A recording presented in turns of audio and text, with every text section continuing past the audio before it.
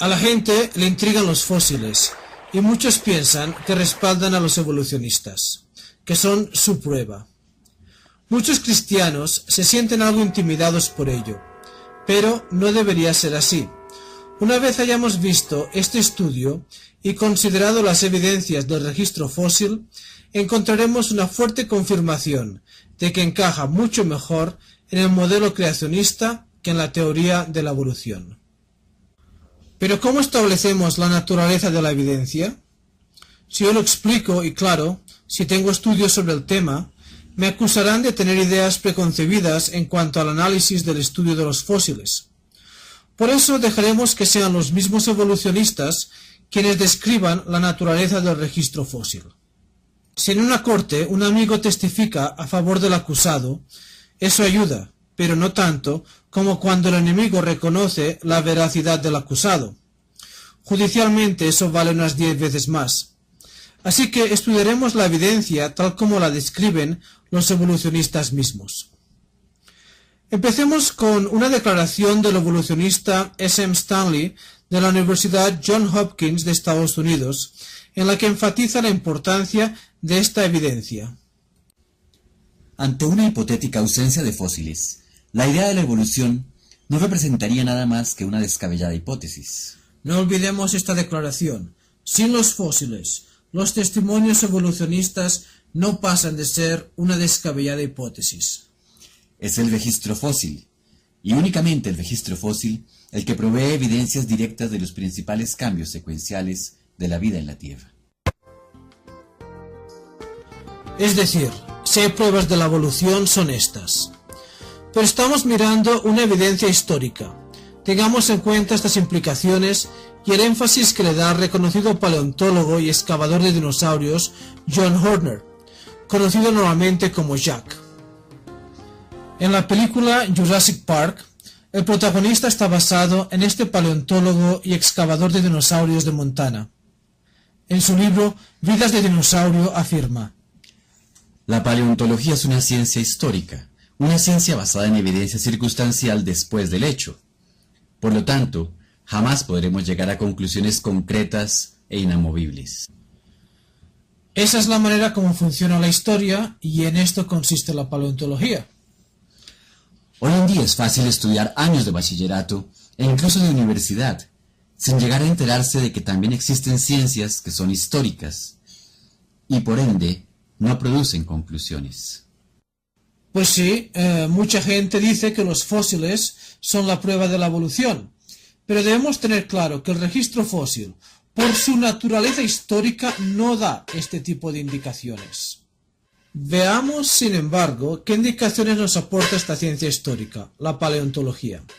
Estudiemos el historial que nos dan los fósiles y veamos si las evidencias apoyan al modelo evolucionista o al creacionista, porque las predicciones de ambos son completamente opuestas. Si consideramos por un momento el registro fósil, veremos que en el comienzo es cuando se observan más contrastes. El evolucionista asume que hubo un comienzo simple y gradual, evolución progresiva, mientras que para el creacionista fue complejo, repentino y variado desde el comienzo. Claro que nosotros pensamos que inicialmente se está estudiando un depósito inundado, por lo que no vemos todos los animales que había en tierra seca, sino solo a los que vivían en el fondo del océano. Pero aún así, no eran simples, pues desde un principio debieron ser complejos y de muchas especies. Deberíamos poder ver una diferencia muy obvia en este comienzo crítico del registro fósil. A medida que continuamos estudiándolo, vemos que los evolucionistas asumen similaridades ramificadas, es decir, conectadas de forma progresiva, mientras que los creacionistas no. Al encontrar que hay similitudes, asumimos que razonablemente un creador haría formas parecidas para funciones similares, pero que no se encontrarían en un árbol de ramificaciones conectadas, sino en un patrón de mosaico, como el de un artista que coloca en su mural una cerámica azul aquí y otra también azul por allá. Serían parecidas, pero no necesariamente conectadas. Estarían separadas, serían distintas y estáticas, en el sentido de que no cambian. Así es como nos parece que se caracterizan los fósiles. Desde los inicios y de ahí en adelante existe un contraste, y por eso deberíamos estudiar los fósiles y sus pruebas, y ser capaces de ver hacia dónde apuntan los hechos. La revista National Geographic hizo una introducción al periodo cámbrico, describiendo la explosión de la vida. El Cámbrico se encuentra en la parte más baja de la columna geológica. Ahí es donde primero aparecen formas de vida complejas, antes de la aparición de algunas algas verdosas y bacterias que creo que vivían en el suelo de la Tierra y antes de que se formaran los depósitos diluvianos. Pero cuando realmente empezó fue una verdadera explosión de vida. En El relojero ciego, Richard Dawkins describe las condiciones de los inicios del registro fósil diciendo que cuando aparecen por primera vez, ya encontramos a muchos de ellos en un avanzado estado de evolución. Este es el evolucionismo que él ve. Dice que, según muestran los fósiles, desde el comienzo ya se encontraban en un avanzado estado de evolución. Es como si simplemente hubieran sido plantados allí, sin ninguna historia evolutiva. Bueno, tiene mucha fe en que hubo una historia evolutiva, pero no tiene ninguna evidencia. Cree que este es un estado de evolución, pero eso no es lo que encontramos ahí. Lo que se ve es una aparición repentina, como si hubieran sido plantados allí. Esta aparición repentina no hace falta decirlo. Por supuesto ha deleitado a los creacionistas. Sí, definitivamente es cierto. Es un deleite. No necesariamente es que estemos intentando forzar la evidencia, pero es animador tomar esta posición, porque hay que seguir los hechos a donde quiere que nos lleven. Y para los que creemos que esta es la mejor explicación, es una alegría contar con ese tipo de apoyo. Un ejemplo del tipo de cosas de las que habla son los fósiles complejos, que había en el principio, tales como los trilobites, probablemente los más comunes de los inicios del Cámbrico. Esos pequeños y recordetes bichitos que vivían en el fondo del océano. Eran criaturas muy complejas, a pesar de vivir ahí abajo. Hace unos años, la revista Science News reportaba acerca de sus ojos. Los trilobites pueden haber sido superiores a los animales vivos actuales. Para comenzar, en cuanto a sus ojos, tenían una visión perfecta. Poseían los lentes ópticos más sofisticados jamás producidos por la naturaleza. Bueno, creo que tal como parece, efectivamente fueron diseñados. Pero el tipo de comienzo del registro fósil que esperaría un evolucionista es uno simple y lento, con una progresión gradual.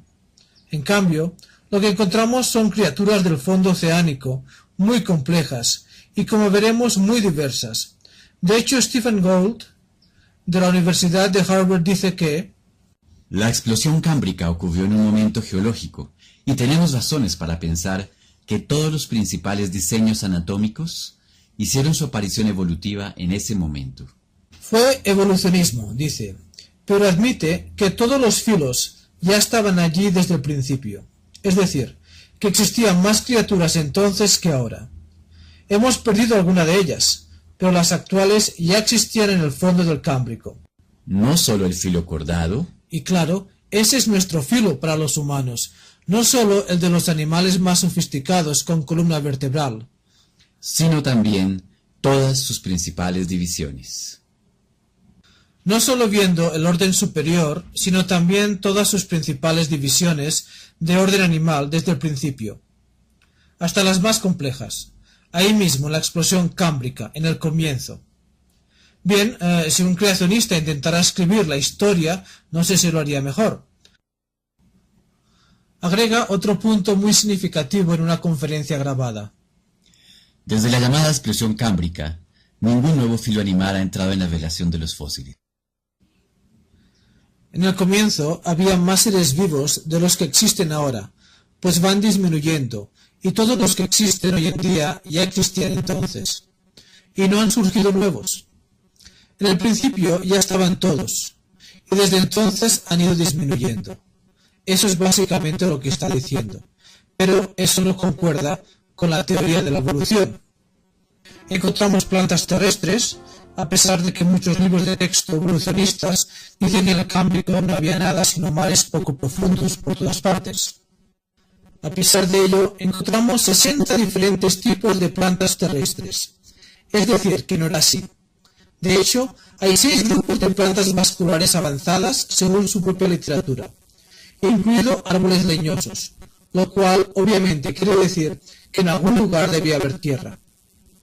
Esto es lo que encontramos en la parte inferior de la columna, en la que ya se encontraban todos los diseños anatómicos, la cordata, como dice Gould.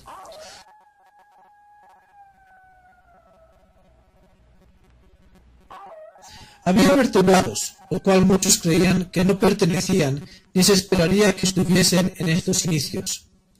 Pero tenemos documentación de su existencia encontrada en muchas partes de los Estados Unidos, en Wyoming, Oklahoma, Washington, Nevada, Idaho y Arkansas, documentado desde 1978. Aún así, no lo reconocen en muchos libros de texto de geología. Luego dice Gould que desde ese inicio, en el estrato inferior no han habido filos nuevos. Todos estaban allí desde el comienzo. Entonces, siendo honestos, ¿qué aspecto tiene todo esto? ¿A qué modelo de orígenes beneficia? ¿Es esta una pregunta difícil? En el punto más crítico, en la parte más profunda de las formaciones geológicas, allá donde más se distinguiría el modelo evolucionista del creacionista, miramos y vemos cosas muy distintas a las planteadas por los evolucionistas.